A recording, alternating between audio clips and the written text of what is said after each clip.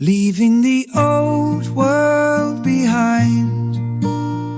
The wild calls my name. The Alaska Diaries, Episode 5, Frostbite in Freezing Weather.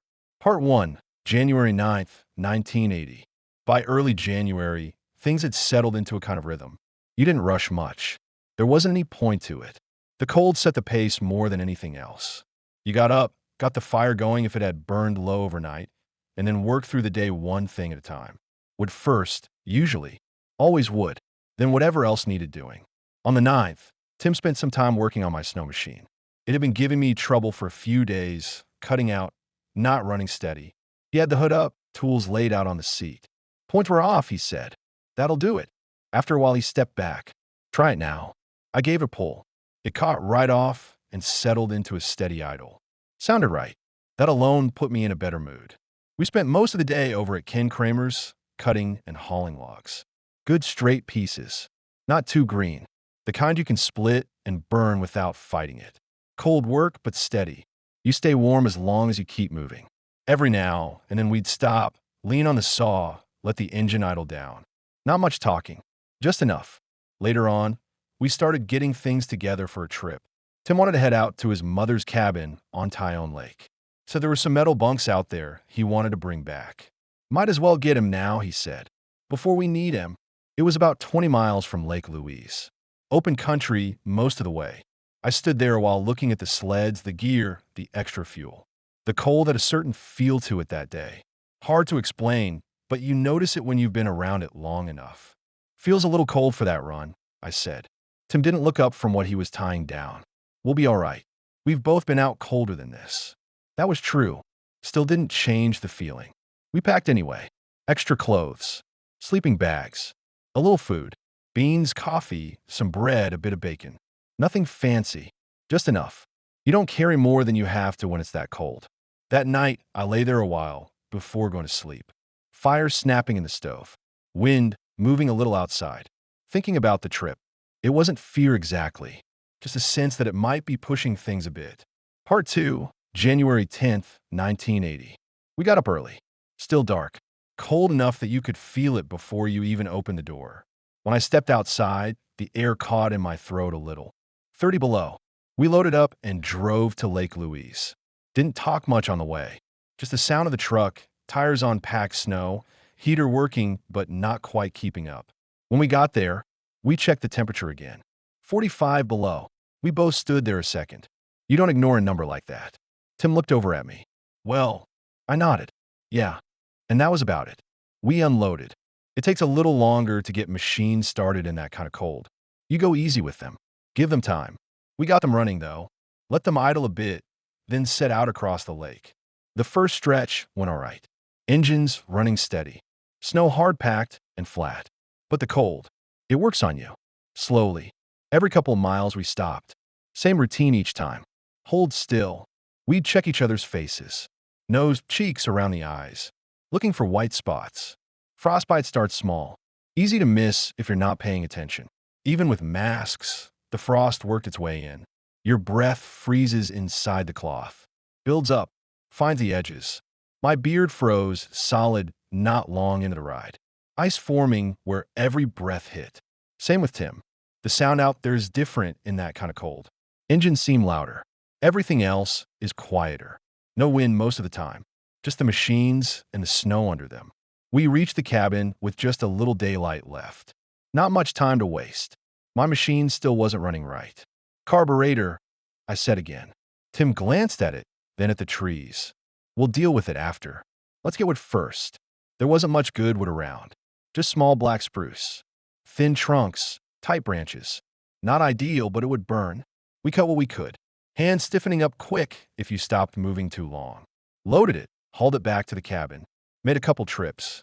Enough to get us through the night if we were careful. Inside, the cabin was colder than outside in a way. Still air. No heat at all. The stove was small, thin, light, and nearly full of ashes. We had to scoop it out by hand. No shovel small enough. Just gloves and whatever we could use. Ash dust everywhere. Once we had space, we built a fire. Small at first. Kindling. then a few pieces of spruce. It took a bit to catch. Then it held. We sat close, closer than you'd normally sit. Because you had to. Our masks had frozen to our faces. Same with our beards. You could feel the pull if you tried to move. Don't force it, Tim said. So we didn't. Just leaned in close to the stove and let the heat work on it. Slow. After a while, things loosened up enough to pull free. Did it careful. Didn't rush. We got a kettle on, scooped snow into it, and let it melt. Takes longer than you'd think. You pack it too tight, and it burns instead of melts. So you add a little at a time. Let it settle. Once we had water, we put on the beans. They'd been frozen solid. Took time to thaw. We cut a little bacon into the pot, too. Not much, just enough to give it some taste. That'll do, Tim said. We each had a cup of coffee when it was ready. Strong. Hot. Held it in both hands just to warm them. We ate slow, not because there was much of it, but because it was hot. And you don't rush hot food in that kind of cold. After supper, we cut more wood. Worked by what little light we had left, then by lantern. Stacked it inside so we wouldn't have to go out more than needed during the night. We packed snow up along the outside of the cabin. Boots scraping, hands numb again. It helps some. Cut the draft a bit. Still, you could sit 4 feet from the stove later on and see your breath. We crawled into our sleeping bags not long after. Left the stove going. Took turns waking to feed it. Not by plan, just how it worked out. You wake up cold, you add wood. Then you try to sleep again. It was a long night. Part 3, January 11th, 1980. Morning came slow. Gray light through the cracks in the boards. The stove had burned down low again. We got it going. Put more snow in the kettle. Started breakfast. We fried up what bacon we had left. Heated some bread. More coffee. A little thicker this time. We ate a good breakfast. You do that when you know you've got a hard day ahead. The machines didn't want to start. Took time. More than usual. But they came around. I pulled the carburetor off mine and brought it inside. Had to do it with bare hands. Gloves just get in the way for that kind of work. The metal burned to the touch. Cold like that doesn't feel like cold at first. It just hurts. I took it apart piece by piece. Found ice inside. That was it. Cleared it out. Dried what I could. Put it back together. Took my time with it. Didn't want to have to do it again out on the trail. By the time I got it back on, my hands were about done. Numb. Hard to feel anything. But it worked. We loaded everything up. The bunks. Gear. Packed it tight. Didn't say much. Just got it done. We headed out. The ride back felt longer. Maybe it was the cold. Maybe just knowing what could go wrong. Somewhere along the way, I felt a spot on my face. Didn't feel right. Hard to describe. Just off. Hold up, I said. We stopped. Tim stepped over, looked close. You've got a couple white spots. Frostbite. Not bad yet, but enough. After that, we didn't waste time. Checked quick when we stopped. Then kept moving. Didn't talk much. Didn't need to. When we reached Lake Louise, it felt different right away. Like stepping back into something safer. We got inside the lodge. That heat. You don't forget that feeling. When your hands start to come back. Face starts to sting. Well, Tim said after a while, we made it. Yeah, I said. We did. We loaded up and headed back to Nelchina. Just steady driving. Nothing fancy. Final thoughts. That trip stayed with me. Not for any one thing. Just the whole of it. The cold. The quiet. The way everything takes a little longer. We got what we went for. Brought the bunks back. Got home all right. But it was a reminder. Out there, you don't get much margin. You pay attention. You take your time. And sometimes, the best you can say when it's over is that you made it back. The Alaska Diaries, Episode 5, Frostbite and Freezing Weather. Part 4, January 22nd, 1980, The Road to Anchorage. By the 22nd, the weather had turned. Not warm, exactly, but warmer than it had been. Right around 30 to 32 degrees, with snow falling and a steady wind pushing across the flats. The kind of day where everything looks softer than it really is, and the road hides more than it shows. Henry needed his blazer brought back from Anchorage, and Betty came along with us. We left from Nelchina with a tow set up and a plan to bring it back in one piece. The drive down wasn't too bad at first. Snow on the road, some ice underneath, but manageable if you kept your speed down and didn't make any sudden moves. The wind would come and go, sometimes just a steady push, other times hitting the truck hard enough that you felt it in the steering wheel. By the time we reached Anchorage, The sky had flattened out into that low gray ceiling that seems to press everything down. We found the blazer, got it hooked up, and started back out of town. Once we were clear of the traffic and back on the Glen Highway, things changed. Out on the flats, the wind had room to build. It came at us sideways, steady and strong, and every so often it would hit hard enough to push the truck toward the shoulder. Not a sharp shove, but a long, slow drift that you had to correct for before it carried you too far. You feel that, Henry said. Yeah, I told him. You don't fight it too quick. Just ease it back. We kept our speed down to about 20 miles an hour. Anything faster, and it felt like the wind had more to work with. The truck would start to move in ways he didn't like. It was slow going, the kind where you watch the road every second and don't let your mind wander. By the time we reached Palmer, I had decided it was time to put chains on. There was a grocery store just outside of town with a wide parking lot, and I turned off the highway slow and careful, easing the truck down onto the ice.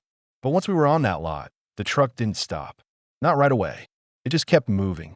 Slow at first, then steady. No traction at all. There was a big, expensive car parked out there and a police car facing it. And we were sliding sideways, right toward both of them. I remember thinking, clear as anything, well, this is going to be something. The truck kept drifting. No sudden movement, just a long, slow slide across the ice. I eased the wheel, feathered the brake, try not to do anything that would make it worse. Henry didn't say much. Betty was quiet in the seat beside him. The truck slowed little by little. Then finally, stopped. So close to that car, I couldn't open my door. I sat there a second, looking out at it. Then over at the police car. Could just imagine what they were thinking. Well, Henry said, after a moment, that was close. Yeah, I said, close enough. We worked the truck free, got it positioned better, and put chains on all 4 tires.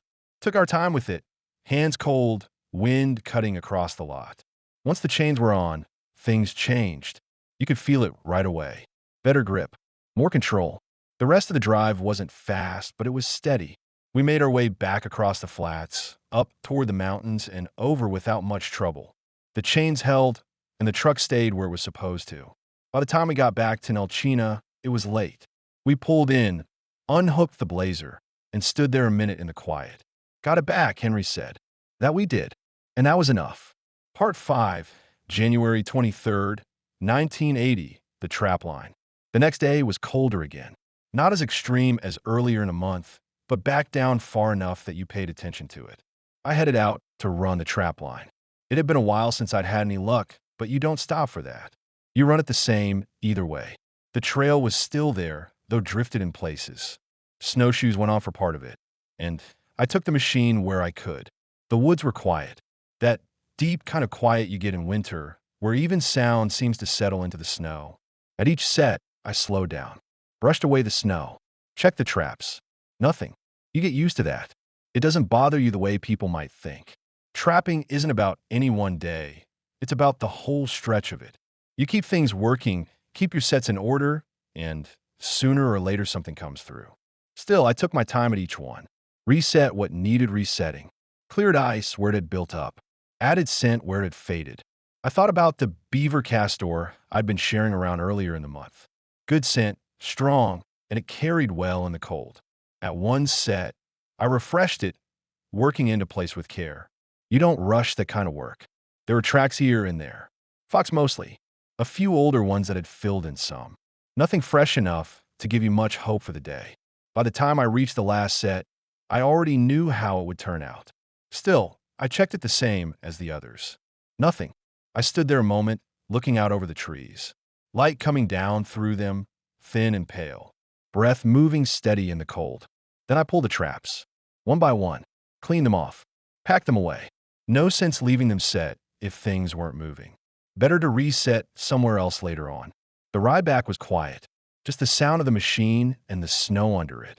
Back at the cabin, I stacked the traps inside and brushed the snow off my coat. Got the stove going again. Put water on. Sylvia had called the night before. She was still down in the lower 48. We didn't get to talk long. Lines aren't always good, and timing doesn't always work out. But it was enough. Hearing a familiar voice like that carries for a while. Even out here. Part 6, January 24th, 1980, a visit with Nelchina Sam. A day or two later, I made the walk out to see Sam. Everyone around there knew him as Nelchina Sam. He'd been in that country a long time, longer than most. The kind of man who didn't say more than he needed to. But when he did, you listened. The trail into his place was a good one, packed down from use, winding through the trees and opening up now and then to a view of the Nelchina River. I went in on snowshoes, steady pace. Cold, but not bad for that time of year. Sam's place sat where it caught a bit of light. Smoke coming up from the chimney. Always a good sign. I knocked and stepped in. Warm inside. With heat. Coffee already going. "You made it in," Sam said, looking up. "Trail's good," I told him. He nodded. "Been keeping it that way." We sat down, poured coffee, and let things settle a bit. Didn't rush into talking. Just sat there with the stove going and the sound of the place around us. After a while, I asked him how things had been. He shrugged a little. Same as always.